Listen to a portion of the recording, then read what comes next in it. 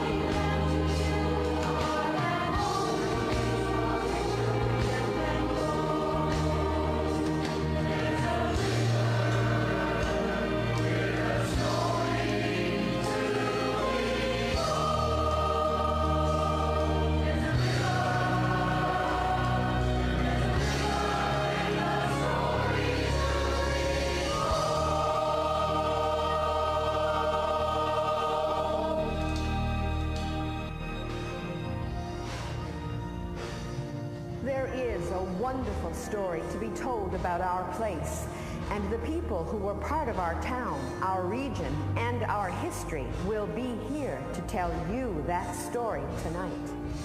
But you know, before the Europeans discovered this place called Newfoundland, there were the first peoples whose culture and traditions were as ancient as the rocks that form our jagged coastlines.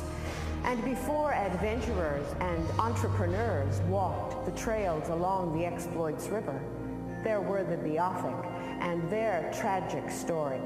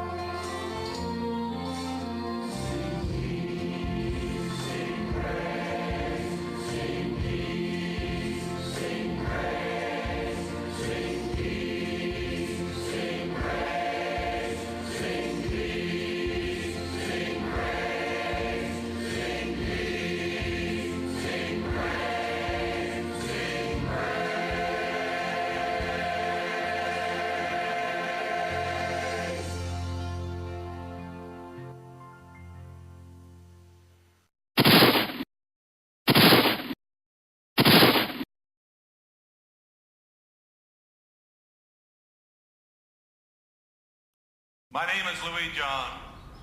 I was born in 1868.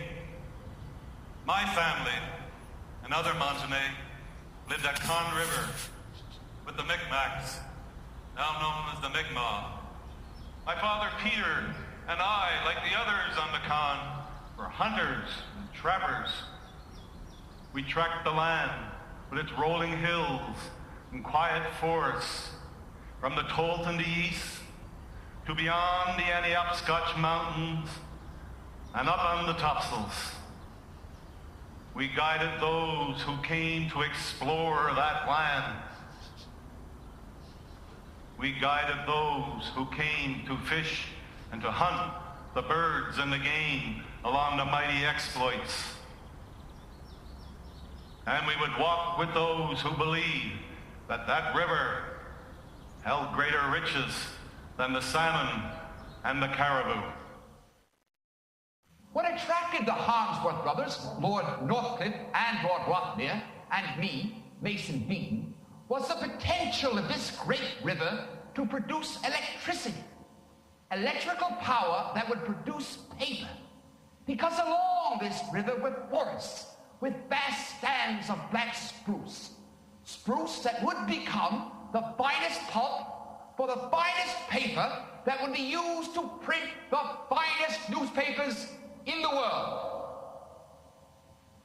Alfred, Harold! Ah, my good friend Muzzy Beaton. Hi. We have an important mission for you, Muzzy. If we are to ensure the continuing success of our newspaper, the Daily Mail, and the Daily Mirror, we need to ensure a continuing supply of quality newsprint. Particularly if the threat of war looms even larger. There are those who suggest we should have gone to Trois-Rivières in Quebec. We've gone through all that, Harold, but the government of the Dominion of Newfoundland, Britain's oldest colony, has assured us that they will assist us in locating here. Perhaps you're right. They do tell us there are vast untapped reserves of timber in the interior of the island. Oh, tremendous timber reserves. A fellow named Crow has been buying them up, so they tell me. Just speak to him, Mason. After the paper is through the wood. Find the way, Muzzy, find the way. Blaze a new trail if necessary. Yes, do so and we will follow. A daunting undertaking, sirs. Ah, yes. But what was it the poet George Meredith said? Enter those enchanted woods, ye who dare. And we are nothing if not daring. I was to be the engineer and general manager of the new endeavor.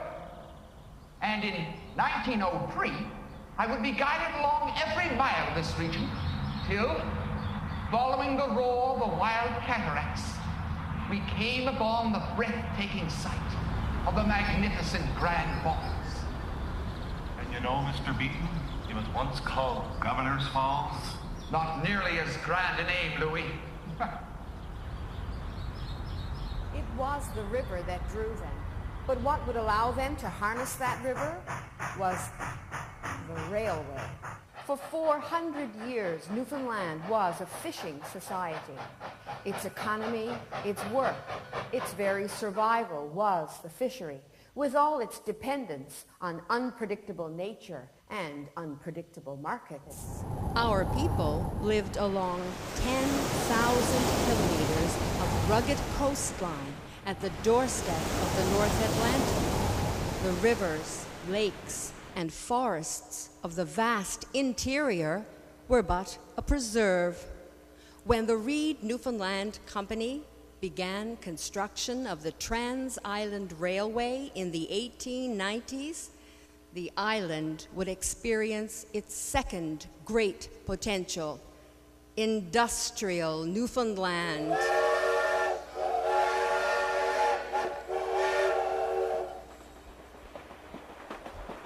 Patrick Joseph Connors is the name, though most people called me Patty.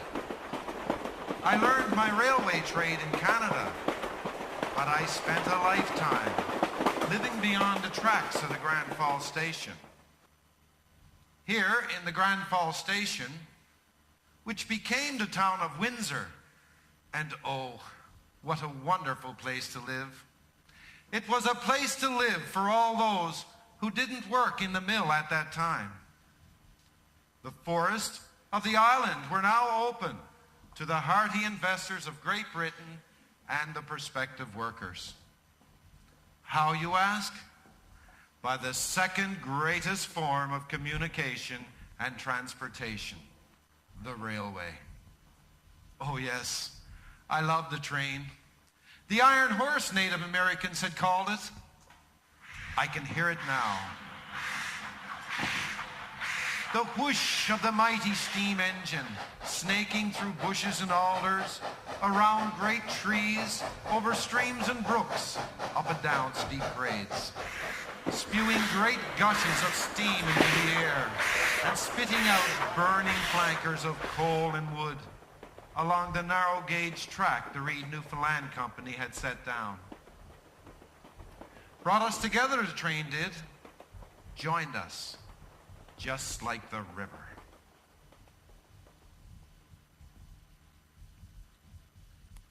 All aboard! We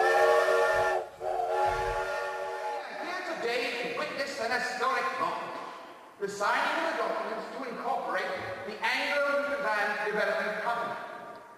As president of the company, I am pleased to welcome the governor of the colony of Newfoundland, Sir William McGregor, Mr. Justice Emerson, Prime Minister of Newfoundland, Sir Robert Bond, and Harold Harmsworth, representing his brother, Alfred Lord Northcliffe, the visionaries behind this great and beneficial project.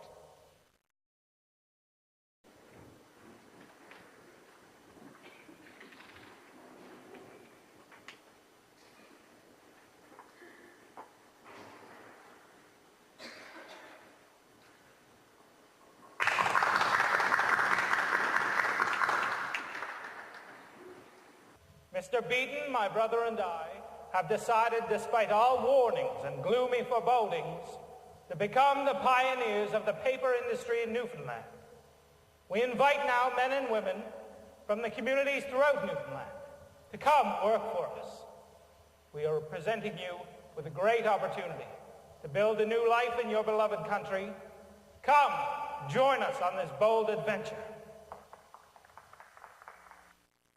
Heed the invitation we did, from bays and coves, where our husbands fished and lumbered we came, leaving our houses and boats, putting aside nets and traps, ready to learn from British and American technicians. We would all dare to find a new and different life in Grand Falls.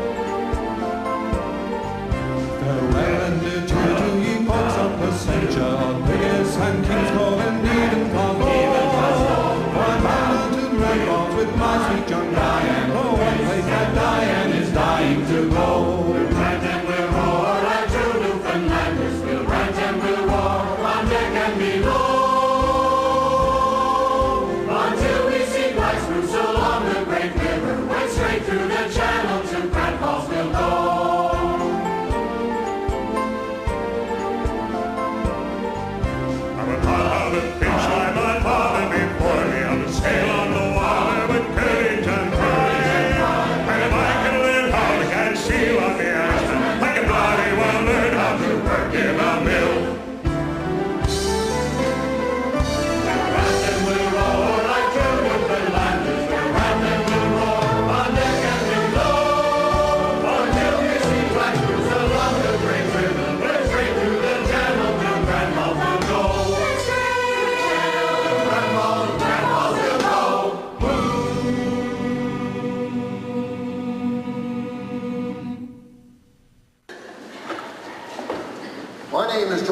Goodger.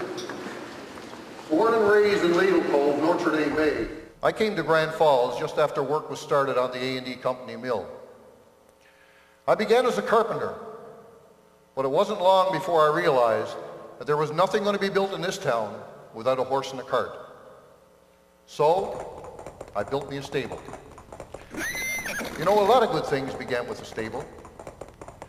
I then started hauling freight for the A&D Company, taking on anything else that needed to be done to make this new community successful. And all this with the help of my wife, my 7 wonderful children. This is my wife, Louisa, my daughter, Daisy Kate, Roland, Hedley, Stanley, Kenneth, Josiah, and this is my youngest, Raymond. They're all fine, strapping young people, and they've got a great future here in Grand Falls, just like all the others that have come here from across the island. And you can be sure of one thing. We're going to build a town. Your hammer and your saw and your level and your claw. Put away your Sunday clothes, grab your shovels, rakes and hoes. And if you wonder why we're here, well, the answer's very clear. We're gonna build a town. We're gonna build a town.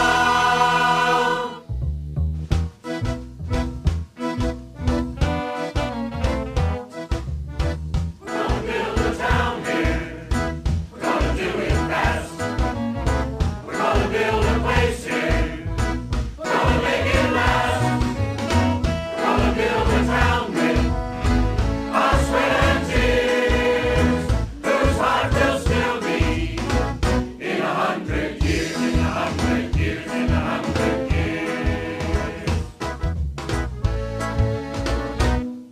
Where you see a path where we construct a street to create a park where people come to meet. I'd stand the spruce will be a field to play. Look, there's a place to learn and here's a place to pray.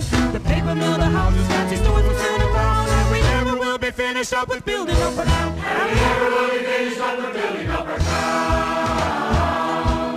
Our town, our town. We're gonna build a town here. We're gonna do it fast. We're gonna build a place here. We're gonna make it last. We're gonna build a town with our sweat and tears, whose heart will still beat in 100 years, in 100 years, in 100 years.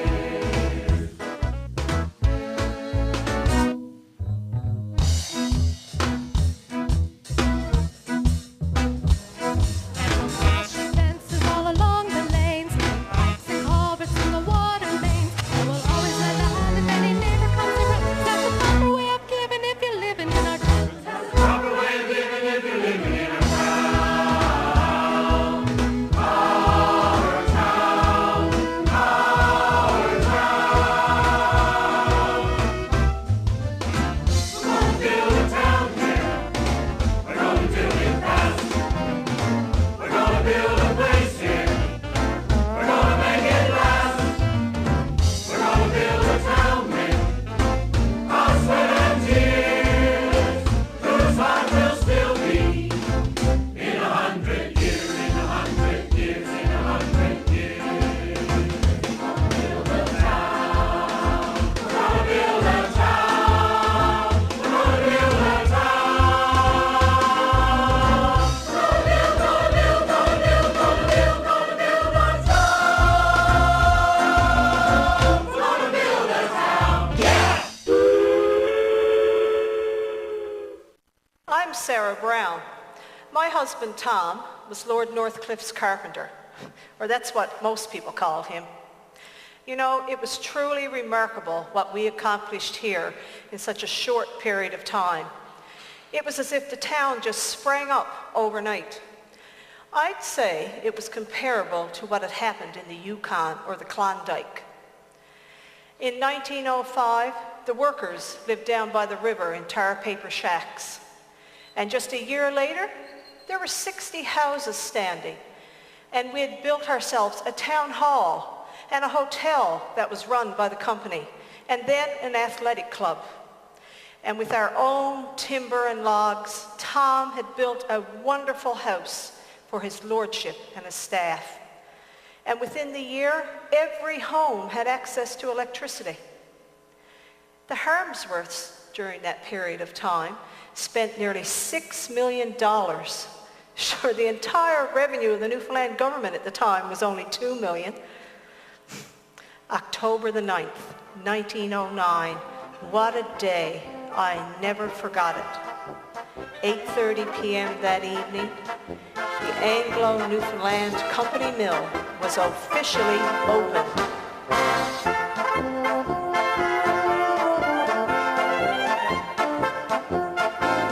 Your Excellency, Prime Minister, distinguished guests, men and women of Grand Falls, you should know that at the outset, we were told we should have to import skilled Norwegians and Swedes to make paper, men who had been employed in such work in their own countries since the pulp industry began. Then a shareholder said to me, why import foreigners? Surely what Norwegians and Swedes can do, these people, being of fine British stock, can do just as well. Well, he was right. I will guarantee to bet Newfoundlanders against any workers or axemen in the world. I say they have no fear of a new job or a new tool.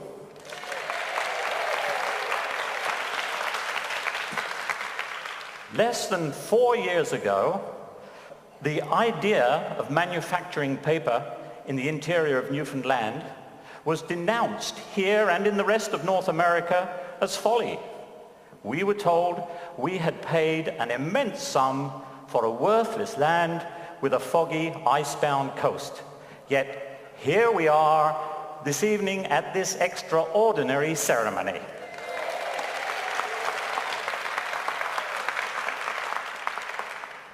You should also know we are concerned with more than just looking after dividends.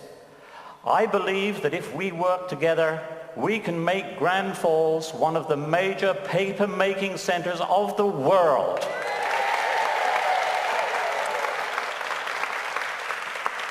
We can make Grand Falls a garden city, the equal of any in England. We have made a fine beginning, my friends. Now let us continue on our bold adventure. Thank you. I was so proud of what was accomplished in such a short time. We arranged to have the Lady Northcliffe Hospital built, graciously named after me. This facility was to look after the health needs of the people of Grand Falls and area. There were wonderful and talented people here. Schools were built almost immediately to ensure a strong tradition of good education for the children. There were different denominations: Presbyterian, Methodist, Salvation Army, Roman Catholic, Anglican, who came together on a common goal to build a community. Their faith was the equal of their strong heart, their beliefs as sure as their skills. Almighty fortress is our God, a helper ever near us. We will not fear though earth be moved, for God is here to cheer us. Although the mountains quake,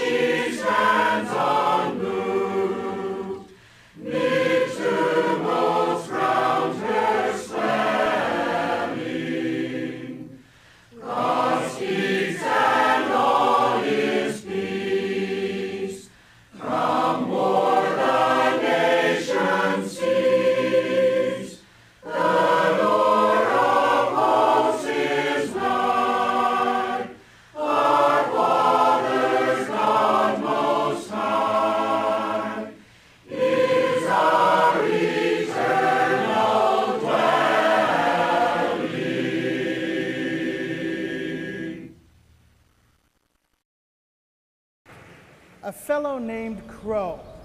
That's what Mason Beating said a little while ago. Do you remember that? Well, this fellow you see in front of you is Harry Judson Crow, born and educated in Nova Scotia, which is part of Canada, which I believe Newfoundland should have been a long time ago, but that's another story. I acquired the timber rights to this part of central Newfoundland at the turn of the last century, well before the A&D Company was established. I knew that paper making would be a lot more profitable than sawmilling, so I acquired the rights from Lewis Miller. You remember him? He founded Millertown, brought in all these Swedish lumberjacks to help with the operation. And that Swedish connection still exists today. Yes, quite a visionary was this fellow named Crow. Well, if it isn't one of Devon's finest sons and businessmen, Mr. Albert Reed. That's Reed with a double E. Oh, yes, not to be confused with the REID that developed the Newfoundland Railway. No, but my company and the A&D set up its own rail line from Bishop Falls to Botwood. Oh, Botwood, that great seaport town that allowed paper from Grand Falls to be distributed all over the world. But paper that was made from the marvelous pulp-making community of Bishop Falls. Do you know that Botwood was named after an illustrious Anglican priest named Reverend Edward Botwood? A priest? A priest, no less. Well, our community was named after a bishop, Bishop John Inglis, here in 1827. Oh, 1827. Captain David Buchan anchored off of Botwood in 1810. And Demasduit, the Beothuk we know as Mary March, died there in 1827. Well, no matter, Mr. Crow. I shall not try to outwit a man of your stature, who established kindergarten classes and set up adult education and recreation centers and instituted social services. Enough, Mr. Reed. To say that the towns of Bishop Falls and Botwood tremendously helped the towns of Grand Falls and Windsor flourish, and that's not even to mention Badger. Mention Badger. You always want to mention Badger. There was one class of men in this country that never is mentioned in song.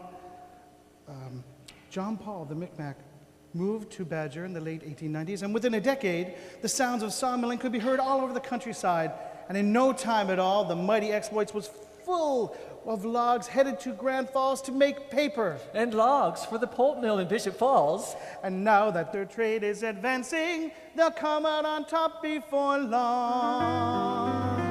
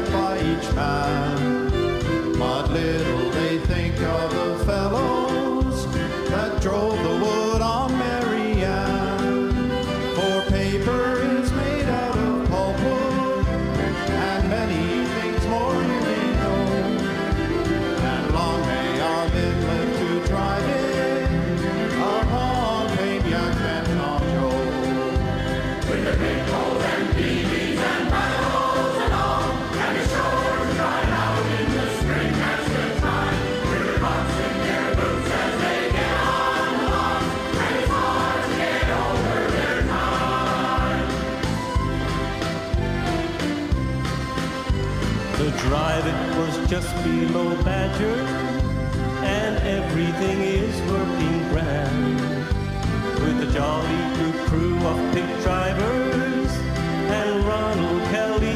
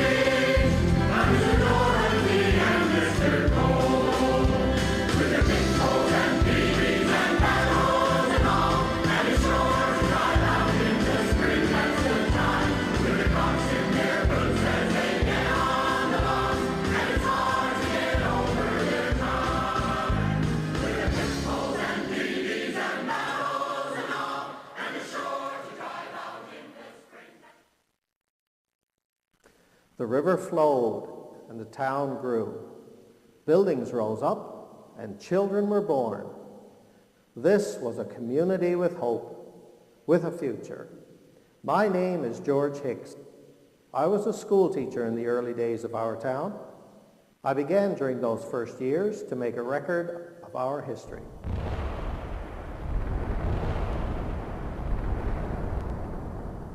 But there was a world well beyond Grand Falls, far from the exploits, with sounds louder and harsher than 1,000 cataracts rushing together on a swollen river. By 1914, that world was at war, and towns in Newfoundland, from the largest to the smallest, from the oldest to the newly begun, were drawn into battles that raged an ocean away. I joined too, to be a part of it. Sent our youngest and strongest, our hope and our future, to fight a war that would end all wars. Don't worry, Mother. We'll be back before they finish Circular Road. That's right. Father's gonna need someone to help haul coal next winter. Once the Germans hear the Newfoundlanders are on the way, they're going to be asking her to sign on that peace treaty. You're barely 16, Raymond. You shouldn't even be going over there. Don't worry, Mother. We'll keep an eye out for him. Germany made a big mistake getting on the bad side of Newfoundland. Newfoundland? They got on the bad side of Grand Falls. That's enough to cost them Berlin. Do your duty, boys. Remember who you are and where you come from. There'll be lots left to do here after you get back. And Headley, you still got your studies to complete in Toronto. We'll keep the stoves burning for all of you.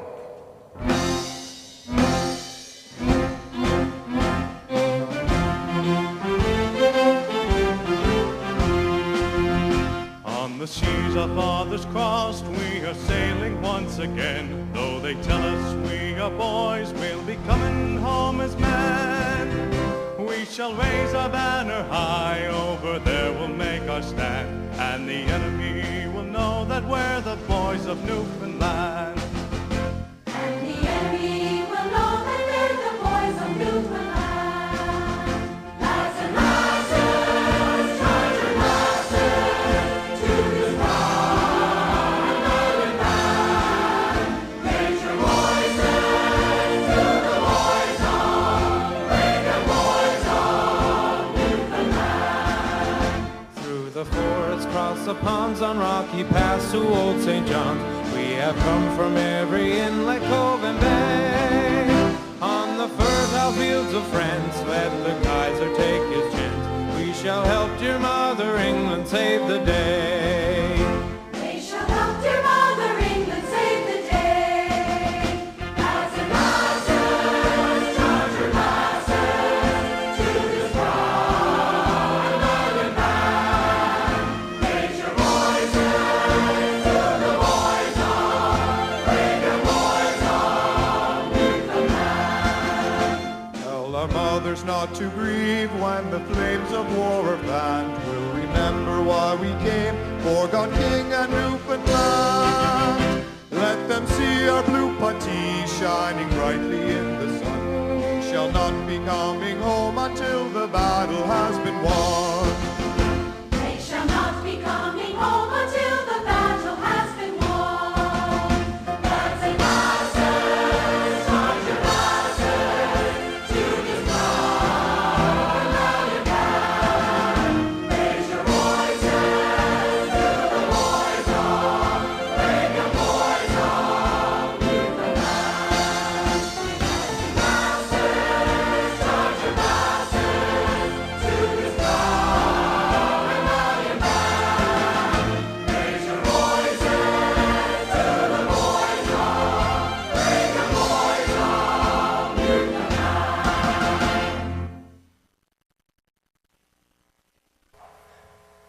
Dearest Mother, this is the evening before the attack and my thoughts are with you all at home. But my backwards glance is wistful only because of memories and because of the sorrow which would further darken your lives should anything befall me in tomorrow's fray. It does not matter whether I survive or fall. A great triumph is certain, and I shall take part in it. I shall strike a blow for freedom, along with thousands of others who count personal safety as nothing when freedom is at stake. I do not think for a moment that I shall not return from the field of honor. But in case I should not, give my last blessing to Father and my latest thanks for all he did for me. I have no regrets and no fear of tomorrow. I shall be my mother's and my father's son tomorrow. Again, God bless you all. Your boy, Headley.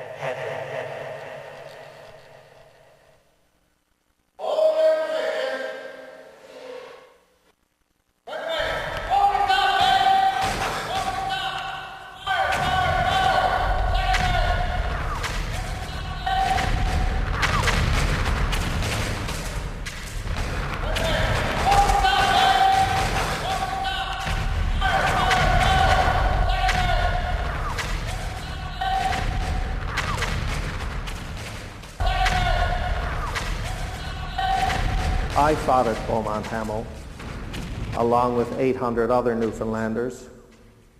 Wounded, I was one of only 68 to answer roll call the next morning. I came back home to recruit other brave Newfoundlanders and returned yet again to the field of battle. Gallipoli, the Somme, Beaumont Hamel, Goudecourt. 5,482 men went there. 2/3 of them were killed or wounded. That's the largest proportion of casualties ever suffered in an overseas contingent. A generation lost in no man's land.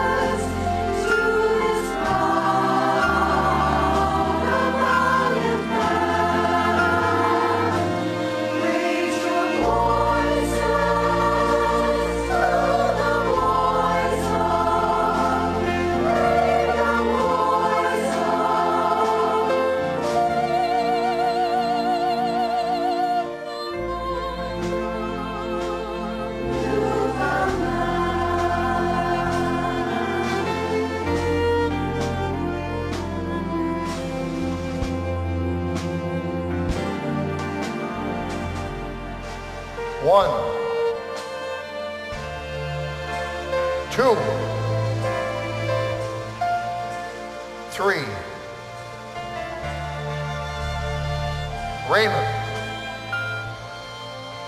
Stanley, Headley, a slice of metal, a falling shell, a single shot. And they were all gone.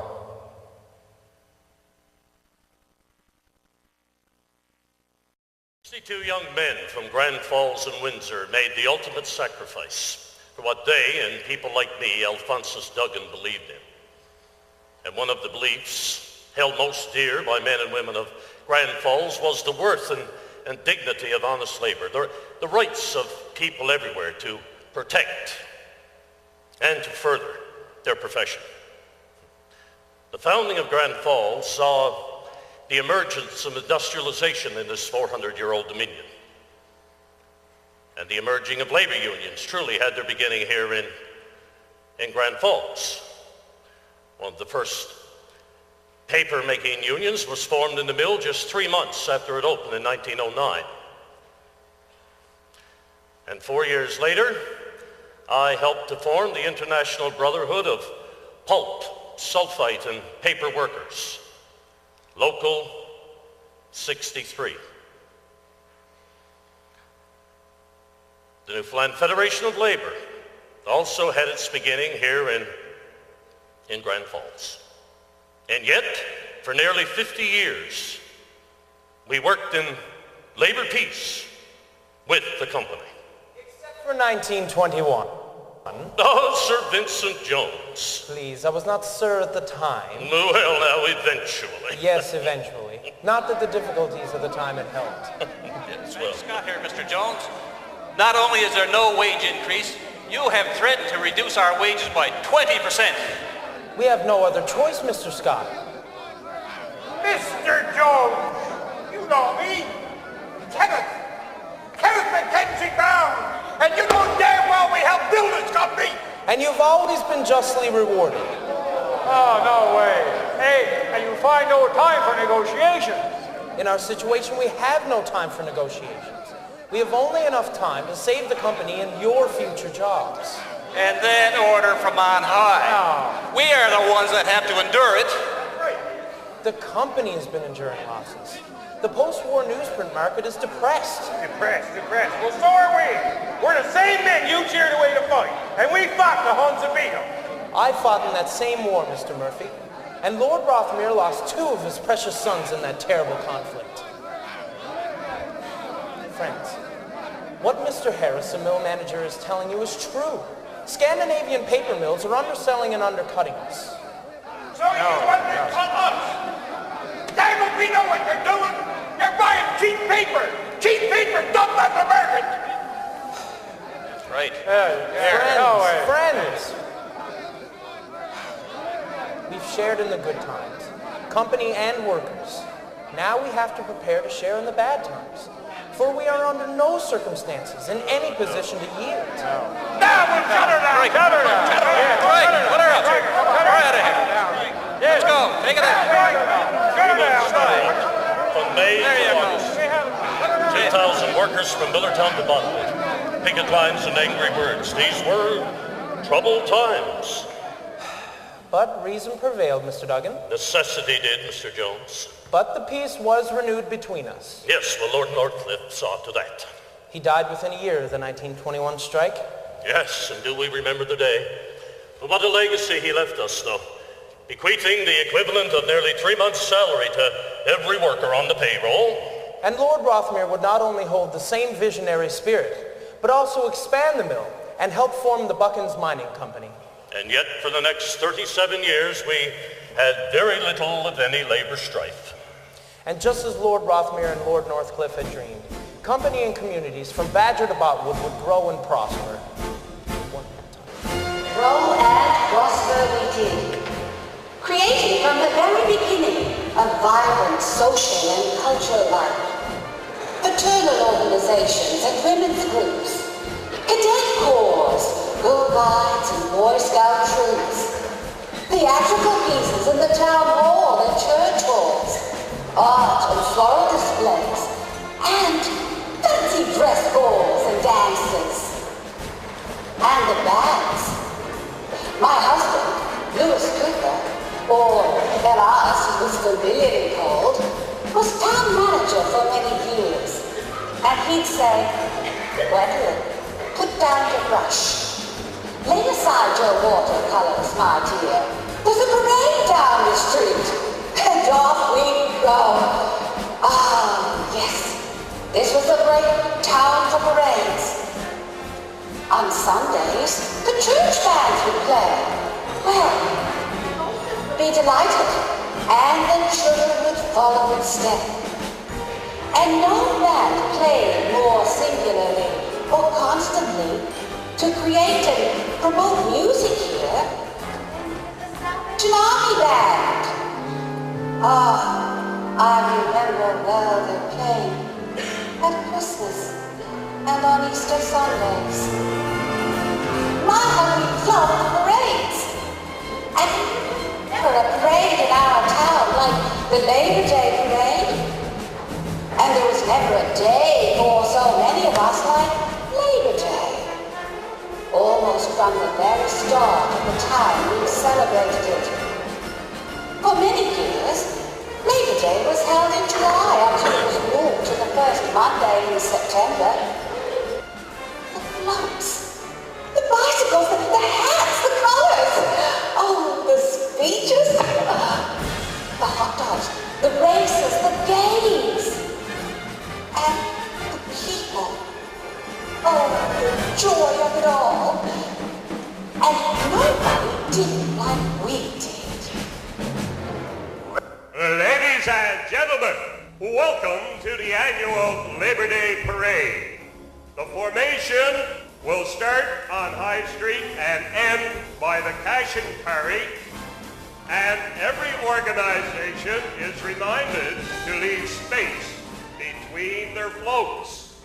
At the signal of the marshal, we will proceed up High Street and up Church Road and onto the athletic field. Let the parade begin!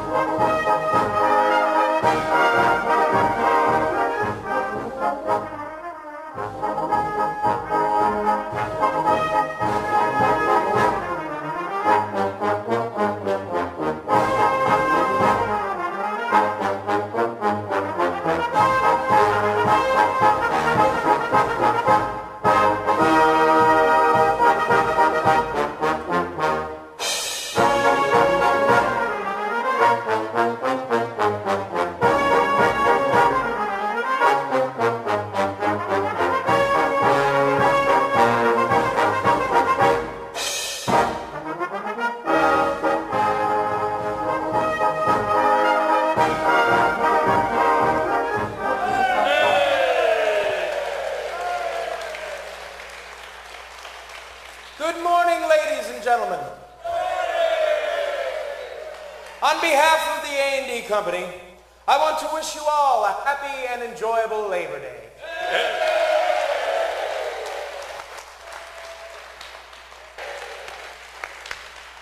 On behalf of all of our employees, and indeed the unions that represent them, yes, and all of our employees, I wish for you today the most successful Labor Day ever. Yes, yes, yes. There are any races, aren't there? Yes, sweetheart, after the speeches. Why is it every time there's a celebration there has to be speeches? Because what? So we don't forget what we're celebrating.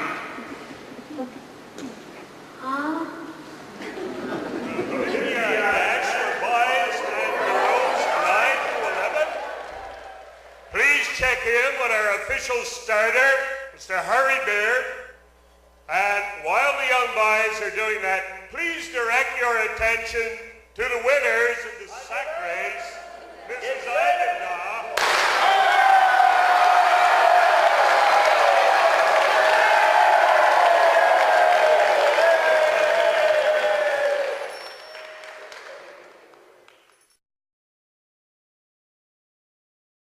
After 400 years of inhabiting the coastline, struggling against the elements, and living from the sea, Newfoundland was to charting a new course, and it really began here.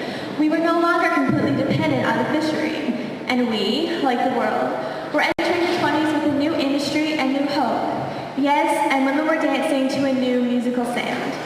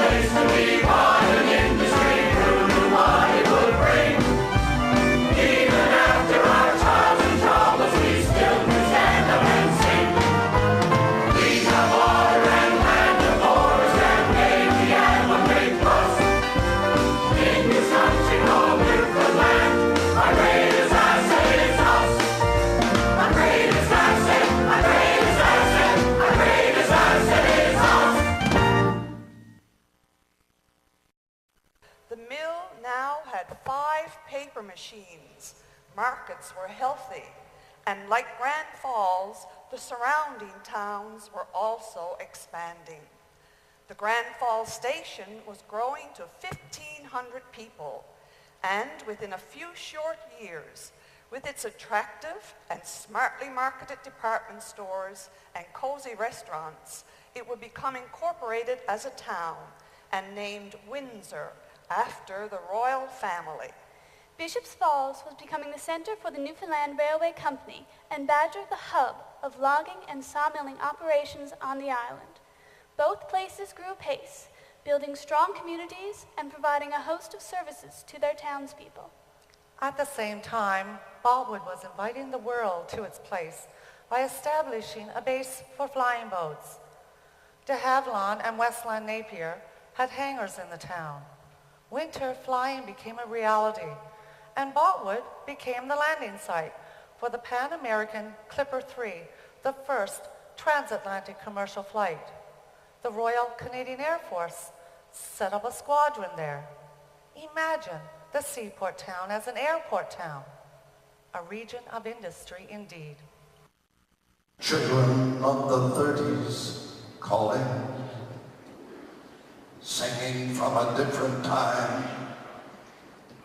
Children looking, children seeing roads to run, rocks to climb, frozen midst and scarlet faces, echoes of a distant game, in the blue snow of an evening of a prince, where we had been.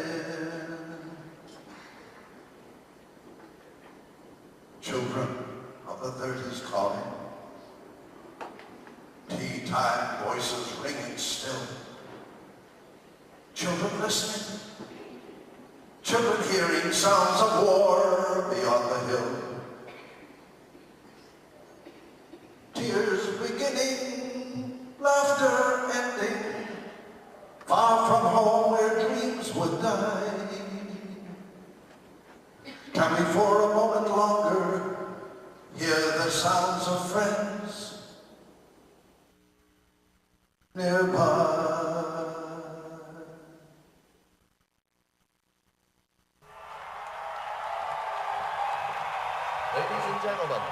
Now batting for Grand Falls, Charlie Edwards.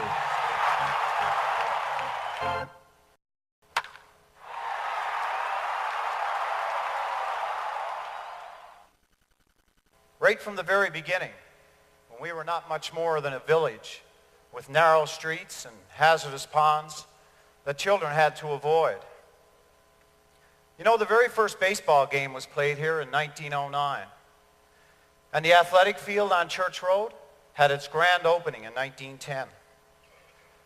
The company had a firm belief of a sound mind and a sound body. The town had soccer and cricket teams.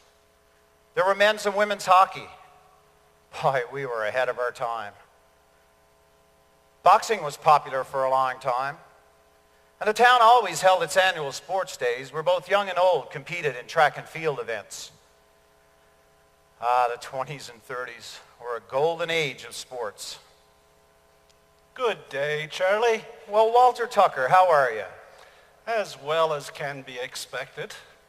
I was just listening to you talking about a golden age, and it reminded me of how often it is that the golden age and the good times always seem to get interrupted or changed or lost because of some event, usually beyond us. You're right, Walter, and it certainly affects the both of us. And a lot of other people here and in the rest of Newfoundland. The Great War was supposed to be the war that ended all wars. Until the next one. It's 1939. And we're headed across the ocean again with the 59th Heavy Artillery in Europe and the 166th Field Regiment in North Africa. And in the navies and air forces of Great Britain and Canada. Newfoundland is prepared to sacrifice once again many of its best and brightest. Well, I have to go get ready, Walter. Yes, I do too. I suppose the whole town has to get ready. Well, we'll see you, Walter. We will meet again, Charlie.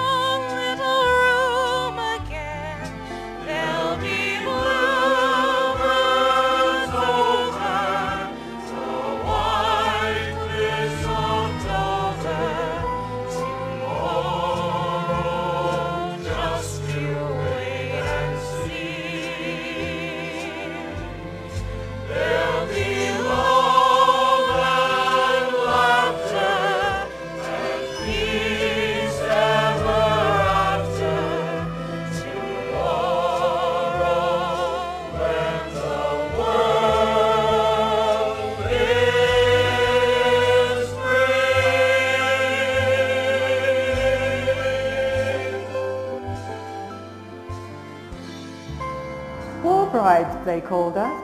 We met them for the first time over there in England, Scotland and Ireland. Dashing and handsome young men, at least that's what we thought they were. There they were, thousands of miles from home, on foreign soil, and with only themselves and letters from across the water for companionship and support. And we, bright, young and enthralled, would provide both.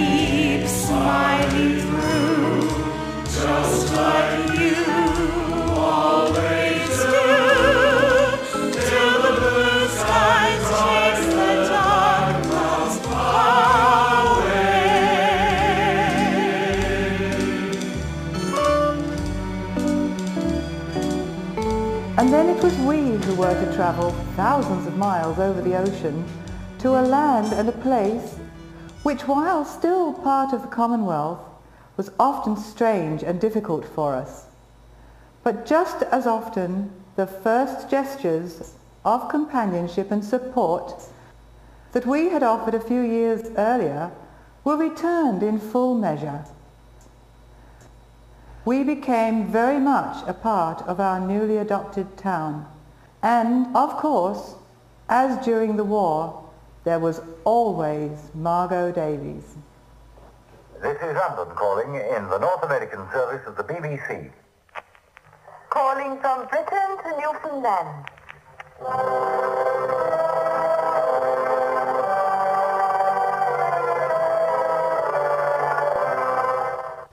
We made our home here and created our own stories.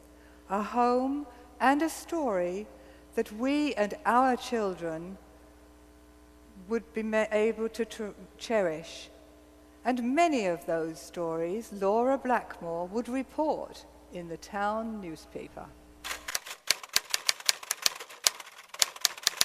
So true. The people of Grand Falls, Windsor, Millertown, Badger, Bishop Falls, and Botwood did indeed create their own stories. And as editor of the Grand Falls Advertiser for over 30 years, I wrote those stories down and shared them with the people of the area.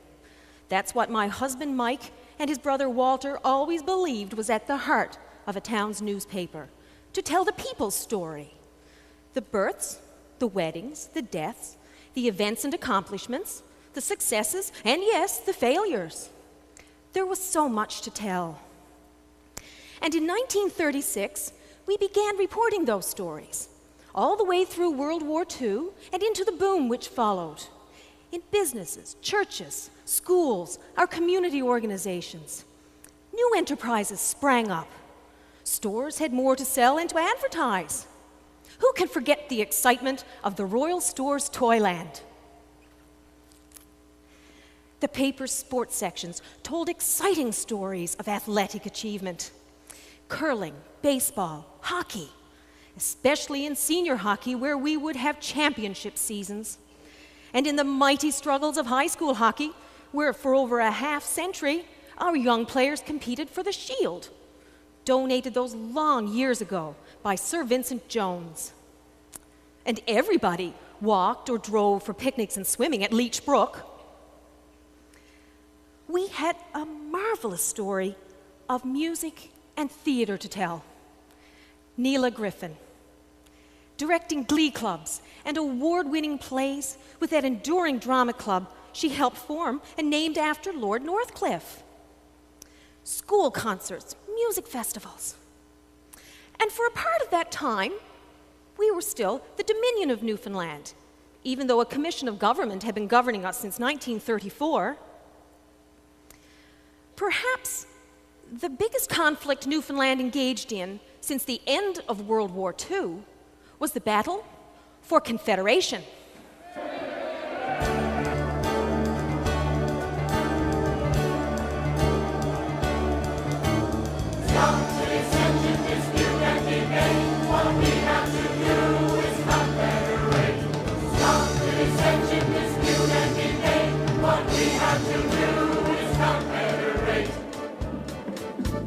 Confederation's the choice we should make. The path Newfoundlanders should all wisely take. We'll climb up the mountain and then dare to see the road that will lead us to prosperity. The road that will lead us to prosperity.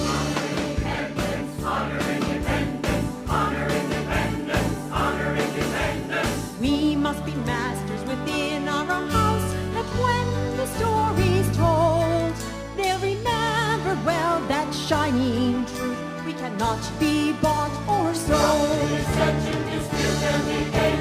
What we have to do is confederate. Stop the dissension, dispute, and debate. What we have to do is confederate.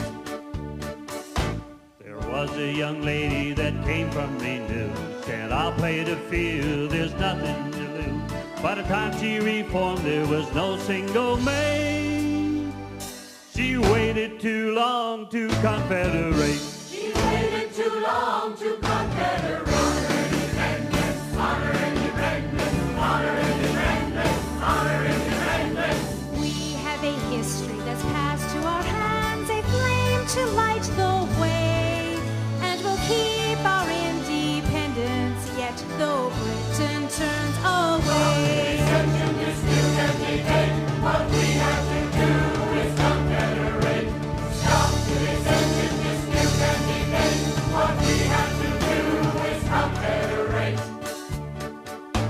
A feller from Fortune would fish all alone. I don't need the boys, I'll survive on me own. His boat started sinking, he found out too late. You can't walk on water, then confederate. If you can't walk on water, then confederate. Honor independence, honor independence, honor independence, honor independence. England forgets what her people have done, how they fought and how they died. When we need her now to stand with us, she walks by on the other side. And late in the night, the Canadian wolf will come while we are asleep, but he'll find no easy plunder here, nor a nation filled with Stop the deception, dispute and debate. What we have to do is confederate. Honor independence, is honor independence, for honor independence is confederate.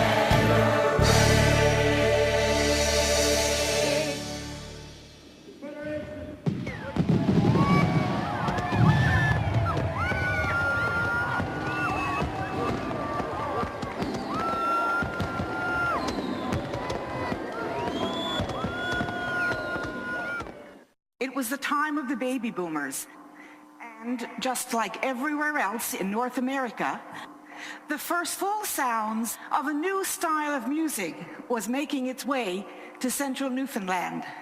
I'm sure you remember the music and the songs. Hey, up there, come on down and dance. Come down, come join us.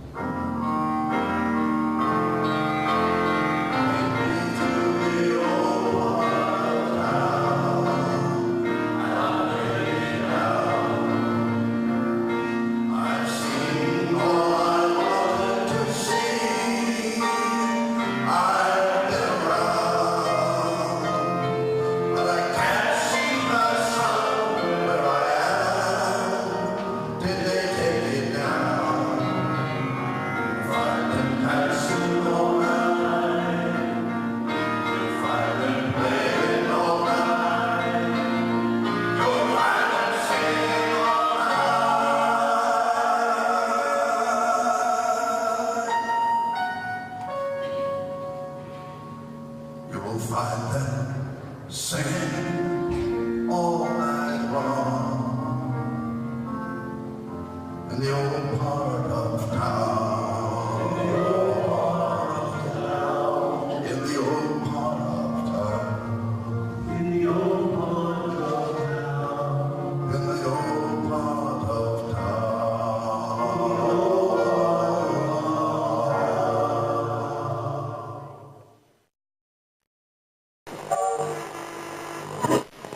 Correctly with the correct amount.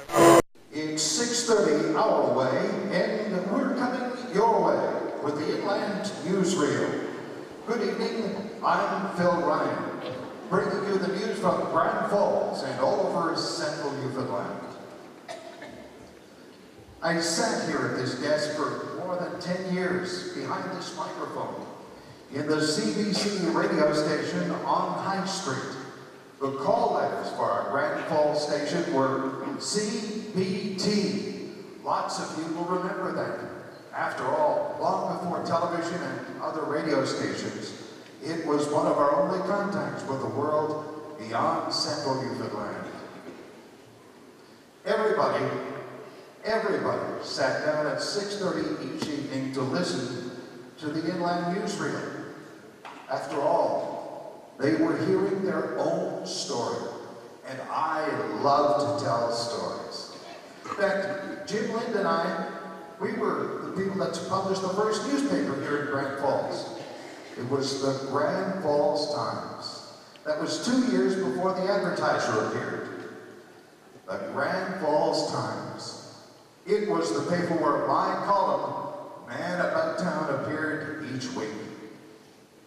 Nothing was more riveting or gripping to my listening audience than the 1959 labor conflict between the Anglo-Newfoundland Development Company and the International Woodworkers of America.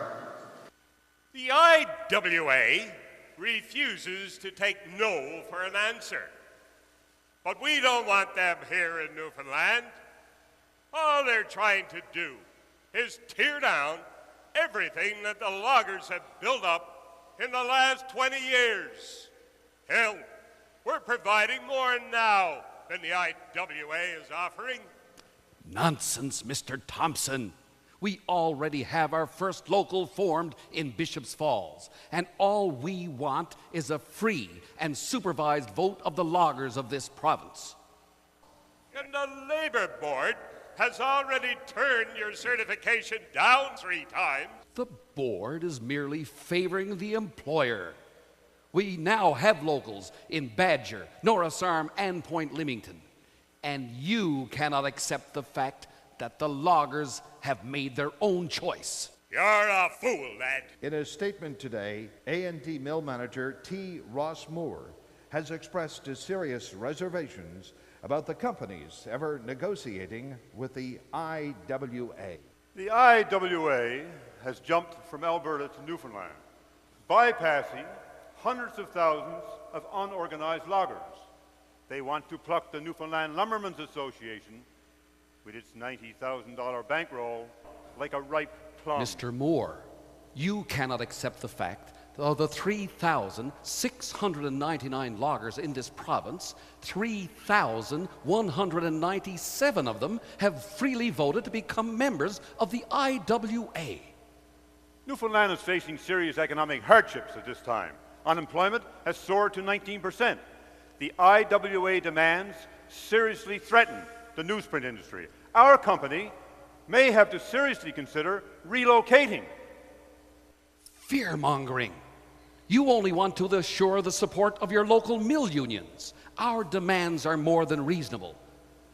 A 25-cent an hour increase, a 54-hour work week, hot and cold water in the camps, and more staple food, and yet the company has refused each and every request. And you have countered with threats against us if we continue to procure wood to run our mill. How can you defend that? You stockpiled wood in anticipation of a work stoppage, and with the same foresight awarded your other unions a 7-cent an hour increase. And when this matter was referred to the government's conciliation board, and we agreed to abide by its decision, what did you do, sir?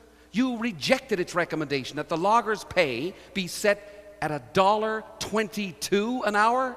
That settlement, sir, would have crippled the company's entire operation.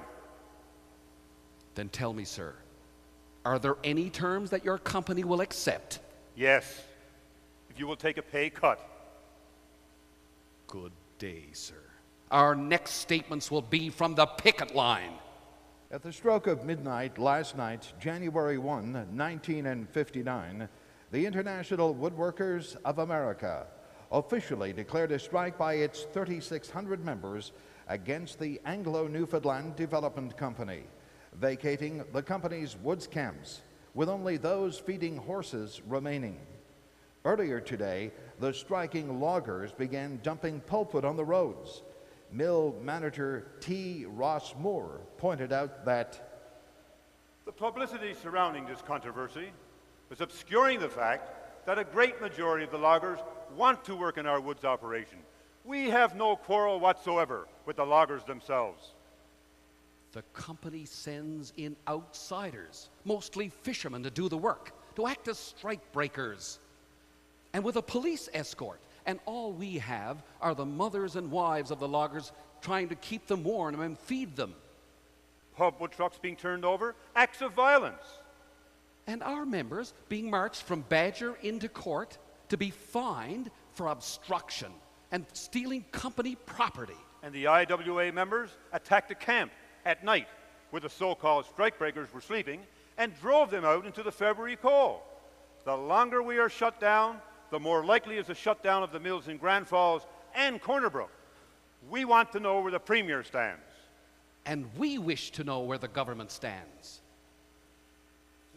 at 9:30 p.m. Thursday, February 12, Premier Joseph R. Smallwood will address the people of the province. It is not only as the Premier and a lifelong Labour man that I speak to you tonight. In a few weeks, a few short weeks, Newfoundland will be 10 years old as a province of Canada.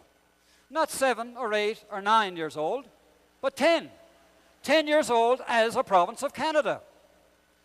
We cannot have a happy and prosperous Newfoundland if the 20,000 loggers and their families are unhappy and suffering under a sense of injustice.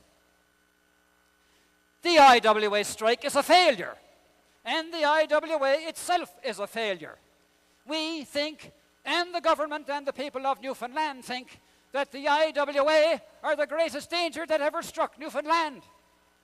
It is not a strike they have started, but a civil war. How dare these outsiders come into this decent Christian province and seize control of our province's main industry? Outsiders, outsiders. I make no apology for being a Canadian. I was born under the British flag. My father was a logger, and I am a logger's son. IWA is a responsible organization that has contracts with over 400 companies across this country. We shall found a new union to represent you, our loggers. Send me your telegrams. Tell me you want to get rid of this black nightmare. Tell me that you want a clean, decent, strong union to represent you. One that will not bring your young men and even your young women out to break the law. Break the law? Let us not forget that the loggers went on strike in support of the unanimous recommendation of the government's conciliation board. And what has the company and the government done but swept that report aside? In a fortnight, 2 weeks, 14 days, the new union can be sitting down with the A&D company negotiating and signing a new contract. You could then decide to bring in the fishermen and make the biggest union Newfoundland has ever seen. Surely, no company, no outsiders, no government has a right to pick or select a union for the loggers. They alone have that right. The trade union movement of this island, indeed in this nation, is shocked at the attack that is being made on the freedom of choice. I am here to free the loggers of Newfoundland from the tyranny of this foreign union. We shall decertify your union. We will wipe it out. We will blot it off the face of this good Newfoundland earth. This day will go down in the history of this island as the day on which freedom was stabbed in the back. All the forces have been turned against our loggers and their union. But we shall stand together, and we will win. March 10, 1959, with below zero temperatures, a contingent of over 70 police officers from the Newfoundland Constabulary and the RCMP, under the command of RCMP Inspector Arthur Argent, has been dispatched to the town of Badger to clear a crowd of some 250 loggers and their wives and children who are blocking the town's main street. Authorities are hopeful.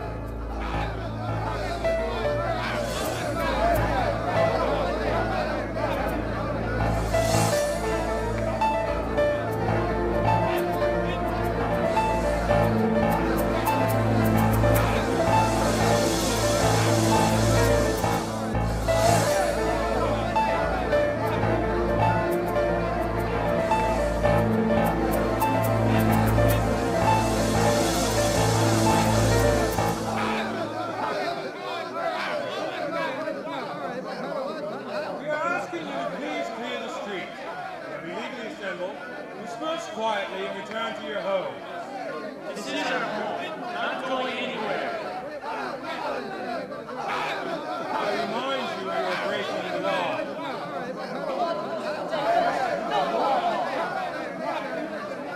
I am asking you for the last time. Disperse quietly and no one will get hurt.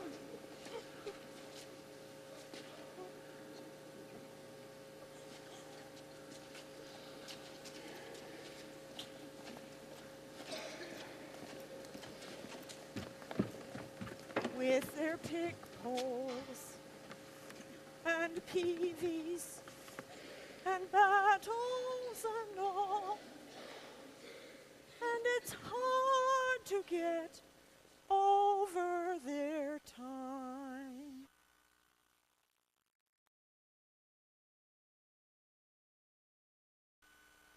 Authorities announced today that Constable William Moss of the Newfoundland Constabulary and former resident of Port Blandford died today at the Lady Northcliffe Hospital from injuries sustained a day ago during the altercations in Badger.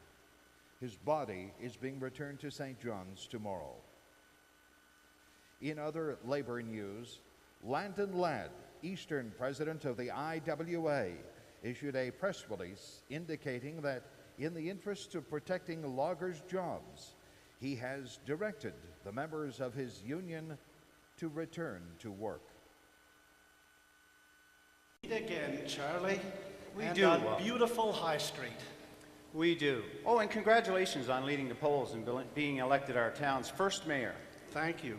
Congratulations to yourself. You are our first deputy mayor. No doubt about it. January 1st, 1961 was an historic day in the life of Grand Falls. We're finally a municipality. Only 23 years younger than Windsor. Well, Grand Falls Station started with the company. True. Still, it is hard to imagine the town not being managed by the company. What a path they blazed for us. An extraordinary legacy. Well, they had two objectives. One, to make the finest newsprint in the world, and the other, to build a happy community. Quite a story when someone sits down to tell it. Well, it won't be us, Walter. We've got a town to run. I think we'll do just fine. Beautiful town, good people, and over a half a century of inspired guidance. I think you're right, Walter. We'll do just fine. Why don't you drop by later, and we will toast the new council. And a new beginning. Yes, sir. A new beginning. We're actually on our own. Just like Botwood and Bishop's Falls. And Badger isn't far behind. Imagine, after 56 years, Price Brothers have taken over from the A&D company. I wonder how many more times the company will change hands in the next 50 years. Houses and streets are springing up everywhere. Yes, practically stretching out to Windsor. Speaking of which, I've got to head home to Windsor soon. You know what? I believe that by the time we're as old as Mr. Tucker and Mr. Edwards, Grand Falls and Windsor will be one town.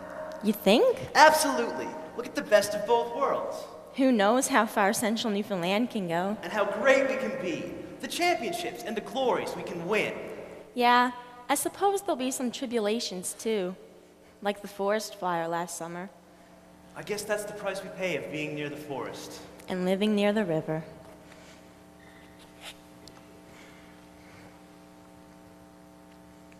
What time is it? On a night like this, who cares?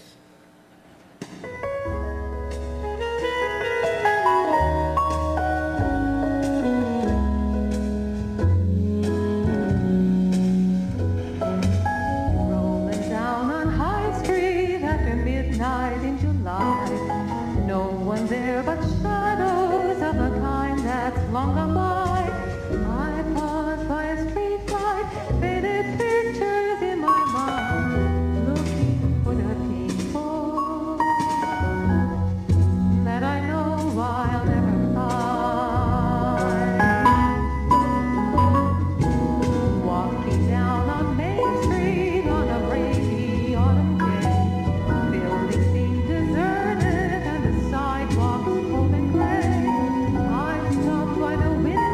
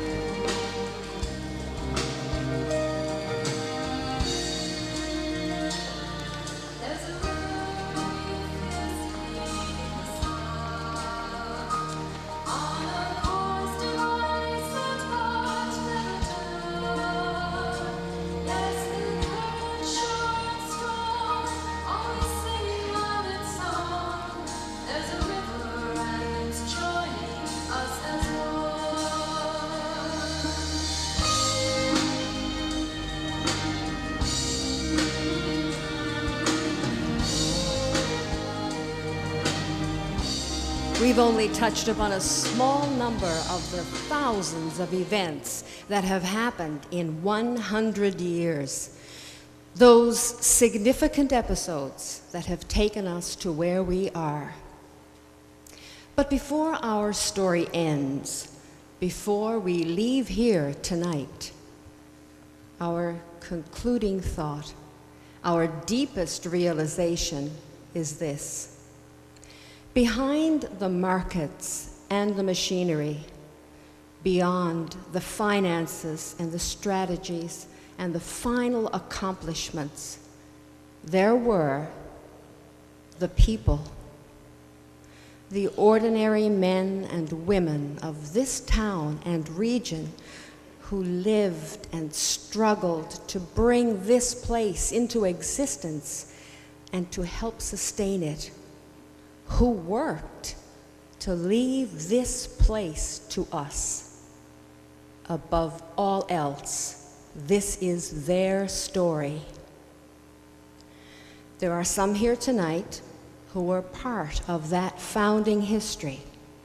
And though many are gone, our fathers, our mothers, our brothers and sisters, our grandparents, our relatives and friends, they are nonetheless the heart of our celebration.